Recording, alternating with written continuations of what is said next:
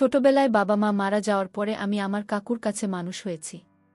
কিন্তু কোনোদিন স্বপ্নেও ভাবিনি যে সেই মানুষটি আমার সাথে এত বড় অন্যায় করবে।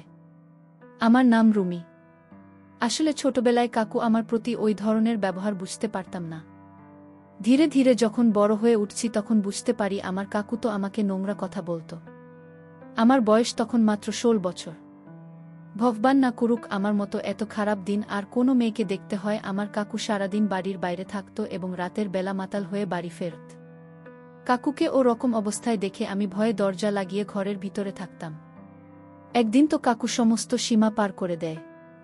কারণ সেদিন রাতের বেলা কাকু মাতাল হয়ে বাড়িতে ফেরে। তারপর সে আমাকে ডাক দেয়। আমি ভয় কাকুর কাছে যাই। এক কাকু তখন আমাকে বলে আমার পায়ের জুতোটা খুলে দেওয়া। কাকু তখন সোফায় বসে টেবিলের উপর পাতা রেখেছিল। আমি তখন পায়ে হাত দিয়ে জুতোটা খুলে দিই। তারপর কাকু বলল, আজ তোকে আমি একটা কথা বলবো। আমি তো আগে থেকেই জানতাম কাকু কি বলতে চায়। কিন্তু আমার তো আর কোথাও যাওয়ার জায়গা নেই। তাই কাকুর কথা আমার রাখতে হয়। আমি বললাম, কাকু তুমি আমাকে আজেবাজে কথা বলবে না। কারণ আমি তো তোমার মেয়ের মতোই। কাকু তো বাবার মতোই হয়, কিন্তু সেদিন কাকু এতটাই মাতাল ছিল যে সে আমাকে জোর করে ঘরের ভিতরে আটকে ফেলে। কাকুর তো অনেক বয়স হয়েছে। আমি কাকুকে তখন ধাক্কা দিয়ে ফেলে দেয়। তারপর দরজা খুলে পালিয়ে যায়। কিন্তু আমি তো পালিয়েও রেহাই পেলাম না। তাই সেদিন পালিয়ে গিয়েছিলাম। বাবা মা না থাকার কষ্টটা যে কি একমাত্র আমি এবং আমার ভগবান জানতাম। আমার নিজের কাকু যে আমার সঙ্গে এত খারাপ ব্যবহার করবে, এখন এটা ভেবে আমার খুব খারাপ লাগে। সেদিন রাতের বেলা যখন আমি বাড়ি থেকে পালিয়ে রাস্তায় রাস্তায় ঘুরে বেড়াচ্ছিলাম এবং আমার মাথা কাজ করছিল না যে আমি এবার কি করব, কোথায় যাব। কারণ আমার বয়স তখন মাত্র 16 বছর। ওই রাতে আমি যখন পাগলের মতো রাস্তায় রাস্তায় ঘুরে বেড়াচ্ছিলাম, তখন হঠাৎ করে একটা বড় গাড়ি আমার সামনে আসে। তারপর গাড়ি থেকে নেমে আসেন একজন ভদ্রমহিলা। ওই ভদ্রমহিলা আমার সামনে এসে বলে, কি হয়েছে মা? তুমি এত রাতে রাস্তায় রাস্তায় একা ঘুরে বেড়াচ্ছে কেন? তোমার বাবা মা তো তোমার জন্য অপেক্ষা করবে। তারপর ওই মহিলাটি আমার চোখের জল মুছে বলে, তোমার কি হয়েছে? তুমি এভাবে কাঁদছো কেন? আমি তোমার মায়ের মতোই, তোমার কষ্ট আমাকে বলতে পারো। ওই ভদ্রমহিলাকে দেখে আমি আন্দাজ করতে পেরেছিলাম যে উনার বয়স কাছাকাছি প্রায় 50 বছর হবে। তারপর উনি আমাকে গাড়ির ভিতরে নিয়ে যান। আমি এবং আমার চোখ মুখ মুছে বলেন, কি হয়েছে তোমার? এবার শান্তভাবে আমাকে বলো। বাবা মায়ের মারা যাওয়ার পরে এত বছরে আমাকে এভাবে কেউ মাথায় হাত দিয়ে মায়ের মতো করে ভালোবাসা দেয়নি। আমি তখন ওনাকে বলি যে ছোটবেলা থেকে বাবা মায়ের মারা যাওয়ার পরে কিভাবে আমার নিজের কাকু আমার সঙ্গে খারাপ ব্যবহার করত, এবং ওই ভদ্রমহিলাকে এটাও বলি যে আমি আর কাকুর কাছে থাকতে চাই না। কারণ কাকুর কাছে থাকলে উনি যে কোনো সময় বাবা ও মেয়ের সম্পর্ক খারাপ করে দেবেন। কারণ কাকুরা তো বাবার সমতুল্য হয়। আমার সব কথা শোনার পরে ভদ্রমহিলাটি আমাকে জড়িয়ে ধরেন এবং বলেন, তোমাকে আর ওখানে ফিরে যেতে হবে না। আমি তোমার ব্যবস্থা করে দেব। আমার চেনাজানা আশ্রম আছে।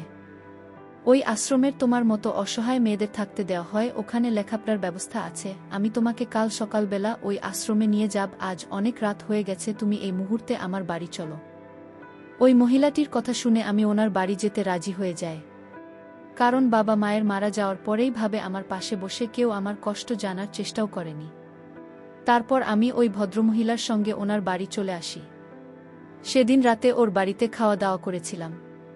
তারপর উনি একটা রুমে আমাকে থাকতে দিয়েছিলেন। তারপরের দিন সকালবেলা ভদ্রমহিলা আমাকে নিয়ে আশ্রমে চলে যান। আশ্রমে আসার পরে আশ্রমের পরিবেশ দেখে আমি খুব খুশি হয়েছিলাম। কারণ ওখানে আমার মতো আরও অনেক মেয়ে ছিল। তাদের মুখের হাসি দেখে ভেবেছিলাম এবার হয়তো আমার কষ্টের দিন শেষ এবং আমার মুখে এবার হাসি ফুটবে। তারপরে ভদ্রমহিলাটি আমাকে ওই আশ্রমে ছেড়ে চলে যায়। ওই আশ্রমটি যে মহিলা ছিল, ওই মহিলাকে আশ্রমের সবাই ম্যাম বলে ডাকত। সেদিন আশ্রমে আসার পরে আমার ম্যাডামের সঙ্গে দেখা হয়নি। ওই আশ্রমে রাকিব বলে একটা ছেলে ছিল, সে ওই আশ্রমে স্টাফ হিসাবে ছিল। রাকিব আমাকে দেখার পর বলে, তোমার সঙ্গে যা হয়েছে আমি সব শুনেছি। যে ভদ্রমহিলাটি তোমাকে এখানে রেখে গেছেন, উনি আমাকে তোমার ব্যাপারে সব কিছু বলেছেন। আজ রাতের বেলা তোমার ম্যাডামের সঙ্গে দেখা হবে। এখন তুমি রুমে গিয়ে আরাম করো। তারপর রাকিব সাহারা বলে একটা মেয়েকে ডাক দেয়। তারপর রাকিব সাহারাকে বলে, রুমিকে তোমার রুমে নিয়ে যাও। আজ থেকে তুমি তোমার রুমে থাকবে। তারপর সাহারা দিদি আমাকে নিজের রুমে নিয়ে যায়। ও বলে এই রুমে থাকতে গেলে কিন্তু পরিষ্কার পরিচ্ছন্নভাবে থাকতে হবে। এই রুমটাকে নোংরা করা যাবে না। আর আলমারিতে আমার জামা কাপড় আছে, আমার জামা কাপড়ে একদম হাত দেবে না। আমি যখন সাহারা দিদিকে বলো ঠিক আছে দিদি, আমি রুমটাকে পরিষ্কার পরিচ্ছন্নভাবে রাখব, তখন সাহারা দিদি আমার দিকে তাকিয়ে বলে, তুমি আমাকে কি বললে আর একবার বলো। আমি তখন সাহারা দিদির দিকে তাকিয়ে বলি, ঠিক আছে দিদি, আমি রুমটাকে পরিষ্কার করে রাখব। তারপর সে আমার হাত ধরে বলে, আসলে এতদিন ধরে আমি এখানে আছি, আমাকে এত রেসপেক্ট দিয়ে কেউ কথা বলেনি। তুমি যখন আমাকে দিদি বললে আমার খুব ভালো লাগল। তাই আজ থেকে তুমি আমার ছোট বোনের মতো, তোমার যা দরকার হবে আমাকে বলবে। সেদিন সারাদিন আমি খুব খুশি ছিলাম। তারপর রাতের বেলা দেখি সাহারা দিদি আমাকে ডাকতে এসেছে, তুমি তাড়াতাড়ি নিচে চলো, ম্যাডাম আশ্রমে চলে এসেছে এবং তোমার সঙ্গে দেখা করার জন্য নিচে দেখেছেন। আমি তখন অনেক বেশি এক্সাইটেড হয়ে ম্যাডামের সঙ্গে দেখা করতে চাই। আমি যখন নিচে যাই তখন ম্যাডামের সাজ পোশাক দেখে আমি খুব আশ্চর্য হয়েছিলাম। তারপর উনি আমাকে পা থেকে মাথা পর্যন্ত খুব ভালো করে দেখেন। তারপর বলেন, এই মেয়েটি তো আমার আশ্রমে 4 চাঁদ লাগিয়ে দেবে, কারণ আমি দেখতে খুবই সুন্দর ছিলাম। আমি তো কিছুই বুঝতে পারছিলাম না উনি কেন আমার দিকে এরকম ভাবে তাকিয়েছিলেন এবং কেন উনি ওই ধরনের কথা বলছিলেন। ভেবেছিলাম ম্যাডামের সঙ্গে বসে কিছুক্ষণ কথা বলবো এবং গল্প করব, কিন্তু উনি তো রাগী মেজাজে ছিলেন। আমি প্রথম দিন ওনার চোখ মুখ দেখেই বুঝতে পেরেছিলাম। সেই দিন ম্যাডাম আমাকে দেখার পরে সাহারা দিদিকে বলে, কালকে রুমিকে রেডি করার দায়িত্ব তোমার। আমি তো বুঝতে পারছিলাম না কালকে কিসের জন্য ম্যাডাম আমাকে রেডি করার কথা বলেছিলেন। তারপর সেদিন রাতের বেলা খাওয়া দাওয়া সেরে সবাই নিজের ঘরে শুয়ে পড়ে। তারপরের দিন সকালবেলা সাহারা দিদি আমাকে একটা নতুন ড্রেস এনে দেও বলে, আজ সন্ধ্যায় আমাদের আশ্রমে একজন স্পেশাল গেস্ট আসবেন, যার জন্য সবাইকে রেডি হয়ে থাকতে হবে। আর এই ড্রেসটা ম্যাডাম তোমার জন্য দিয়ে পাঠিয়েছেন, এই ড্রেসটা পরে আজ সন্ধ্যায় তুমি রেডি হয়ে থাকবে। সেদিন সারাদিন কেটে যাওয়ার পরে সন্ধ্যাবেলায় আমি খুব এক্সাইটেড ছিলাম এটা দেখার জন্য যে আমাদের আশ্রমে কে আসবে। তারপর সন্ধ্যাবেলায় আমি রেডি হয়ে রুম থেকে বেরিয়ে নিচে যাই। নিচে গিয়ে দেখি আশ্রমের বাকি মেয়েরাও রেডি হয়ে আছে। তারপর কিছুক্ষণ পরে দেখি ম্যাডাম নিজের রুম থেকে বেরিয়ে আসে এবং আমাদের সবাইকে বলে, আশ্রমে আজ স্পেশাল গেস্ট আসবে না, খুব ভালো করে খাতির যত্ন করতে হবে। কিছুক্ষণ পরে দেখি একটা লোক হাতে সুটকেস নিয়ে আশ্রমের ভিতরে আসে। সেই লোকটাকে দেখে আশ্রমের প্রত্যেকটি মেয়ে হাত জোট করে নমস্কার করে। আমি যেহেতু সবার পিছনে দাঁড়িয়েছিলাম, তখন ম্যাডাম আমাকে ডাক দিয়েও বলে, রুমি তুমি সামনের দিকে এসো এবং এর সাথে দেখা কর। তারপর ম্যাডামের কথা অনুযায়ী আমি স্যারের সঙ্গে দেখা করি। তারপর উনি আমাকে দেখার পর বলেন, বাহ, তুমি তো খুব সুন্দর দেখতে, তোমার মতো এত সুন্দর এর আগে কখনো দেখিনি। আমি তো ওনার কথার মানে কিছুই বুঝতে পারিনি। তারপর ম্যাডাম সাহারা দিদিকে বলল, সাহারা, রুমিকে উপরের ঘরে নিয়ে যাও। তারপর সাহারা দিদি আমাকে ঘরে নিয়ে যায় এবং বলে, তুমি এখন রেডি হয়ে যাও। আমি তখন সাহারা দিকে জিজ্ঞেস করি, কিসের জন্য রেডি হয়ে থাক দিদি? সাহারা দিদি তখন আমাকে বলে, একটু পরেই সব বুঝতে পারবে। এই বলে শাহানাদি মাথা নিচু করে রুম থেকে বেরিয়ে যায়। রুম থেকে বেরোনোর কিছুক্ষণ পরে আমাদের আশ্রমে যেয়ে স্যার মেহমান হিসাবে এসেছিলেন। ওই স্যার আমার রুমে ঢুকে যায় এবং রুমে ঢুকে দরজাটাকে ভেতর থেকে লক করে দেয়। আমি তখন ভয় পেয়ে বলি, স্যার আপনি রুমে কি করছেন এবং আপনি দরজা কেন ভেতর থেকে লক করছেন? স্যার তখন আমার দিকে এগিয়ে এসে বলে, তোমাকে দেখে আমার খুব ভাল লেগেছে। উনার কথার মানে তো আমি কিছুই বুঝতে পারছিলাম না। তারপর আমি জিজ্ঞেস করি, আপনি কি বলতে চাইছেন? স্যার তখন আমার দিকে এগিয়ে এসে বলেন, তাড়াতাড়ি নিজের তৈরি করে নাও। আমি তখন রাগে তাকে বললাম, আপনি কি বলছেন?